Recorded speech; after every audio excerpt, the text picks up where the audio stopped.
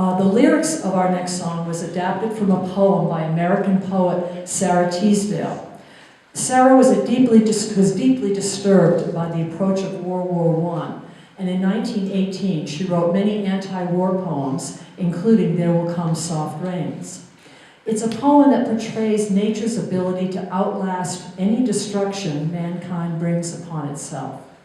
She starts with beautiful, carefree images: robins wearing their feathery fire, plum trees in tremulous white, the soft rains falling. She describes spring as a season that builds and creates. But the poem takes on a darker tone when she points out that war, the creation of humans, destroys and kills. She personifies the voice of spring. Not one would mind, neither bird nor tree, if mankind perished utterly.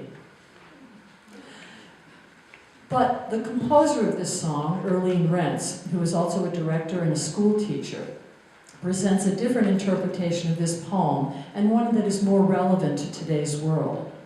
Instead of Teasdale's "Spring herself when she awoke at dawn would scarcely know that we were gone," Earlene Rentz writes, "Spring herself when she awoke at dawn would join the world in jubilant song."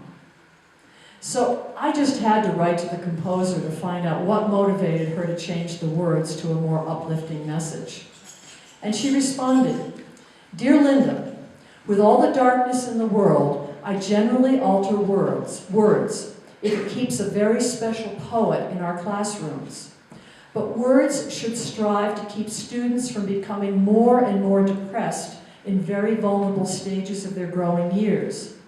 Life is hard," she says, "for everyone, including students. A message of hope is the most important thing in the world to me in conveying poetic texts to be set to music." Sarah Teasdale was one of those unfortunate souls whose life became so painful she chose to end it at the age of 41. However, it could have worked out differently, and I choose to present the alternative response as students sing. The beauty of singing and dark thoughts of impending doom are at different ends of the spectrum for me.